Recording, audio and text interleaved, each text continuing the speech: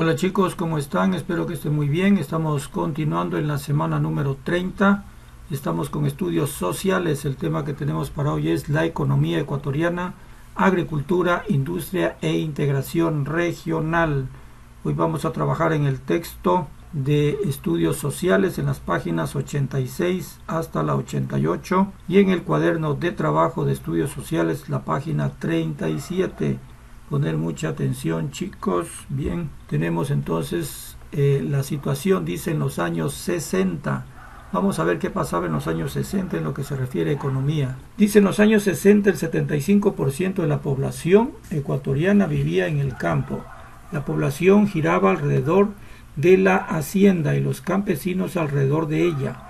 En las ciudades se concentraba la administración del país o la localidad, así como las actividades artesanales y comerciales. En la época solo Quito y Guayaquil contaban con unas pocas industrias. Pese a que en el campo había mucha población, la tierra se concentraba en pocas manos. Alrededor de los latifundios, los campesinos cultivaban pequeñas parcelas o minifundios. Era el sector más pobre y deprimido del país, pues las condiciones laborales eran precarias. Pero el mundo de la hacienda era complejo. Patronos e indígenas tenían una relación ancestral con muchas facetas, económica, cultural y de interdependencia. Los indígenas trabajaban como el patrón ordenaba y el hacendado debía actuar como un padre generoso con los campesinos. El Estado poco o nada había intervenido en esas relaciones desde la colonia. Y también Ecuador vivió en la década de 1960 una serie de procesos de transición en el sector productivo agropecuario. El guasipunguero se transformó en trabajador asalariado y la hacienda en la empresa agropecuaria. Esos fueron síntomas del paso hacia la modernidad. La reforma agraria. Como parte de las políticas que Estados Unidos aplicó en América Latina para frenar la ola de rebeliones, planeó un proceso de modernización de las relaciones sociales en la región, como planteábamos anteriormente al hablar de la Alianza para el Progreso.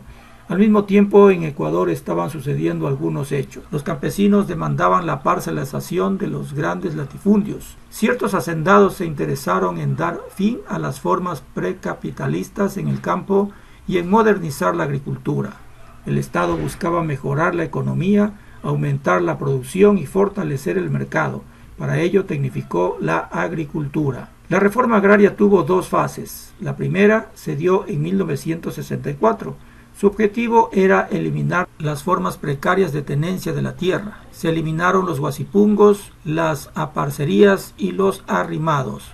Así se liberó la mano de obra, pues los trabajadores pasaron a ser empleados asalariados y se modernizó el sistema hacendario, las formas precarias de trabajo en el agro ecuatoriano. Hasta la ejecución de la ley de reforma agraria existieron en el país algunas formas precarias de ligar al trabajador con la tierra. Por ejemplo, el guasipungo. El guasipungo era el pedazo de tierra que el hacendado entregaba al indígena para que éste cultivara y criara animales a cambio de que también trabajara las tierras y el ganado del hacendado. Guasipunguero.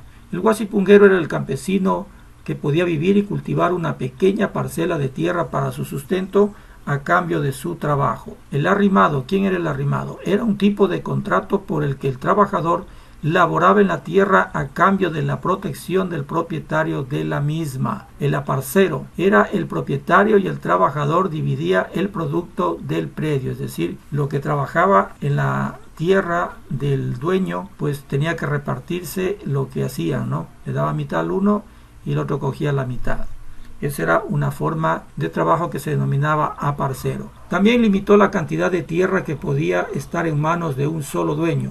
La segunda ley de reforma agraria, en 1973, contemplaba expropiar las propiedades cuando sus dueños no eran eficientes en el cultivo de sus predios. En efecto, se repartió una serie de tierras y algunas haciendas fueron compradas por sus trabajadores. Investiga en internet qué ente del Estado ecuatoriano se encarga de la reforma agraria y la distribución de tierras. Explica cuál es el objetivo de esa institución. En fin, este enlace te puede ayudar, dice acá, ¿no? Bien, el encargado ahora, pues me imagino que debe ser el Ministerio de Agricultura y Ganadería y además tiene subsecretarías. Por ejemplo, tenemos la Subsecretaría de Tierras y Reforma Agraria. ¿Cuál es el objetivo? Reducir la iniquidad del acceso a la tierra para pequeños y medianos productores ecuatorianos mediante la adquisición, redistribución, legalización de predios estatales, privados y baldíos utilizados por parte del Estado. Las medidas tomadas no pudieron transformar la estructura agraria. En muchos casos empeoraron la situación de los campesinos. Las tierras que recibieron eran las menos productivas. Se aumentó el minifundio, se cortó el acceso de los campesinos a otros recursos como tierras de pastoreo, agua, leña para combustible, etc. Y se excluyó a quienes estaban vinculados temporalmente con la hacienda, como los arrimados. Sin embargo, se consideró importante que los campesinos pudieran manejar libremente sus oportunidades de trabajo. Muchos campesinos migraron a las ciudades en condiciones difíciles, pues la industria y los servicios no estaban listos para nuevos trabajadores. El crecimiento industrial. En la época desde el Estado se apoyó la industria dirigida a sustituir las importaciones, siguiendo la tendencia latinoamericana.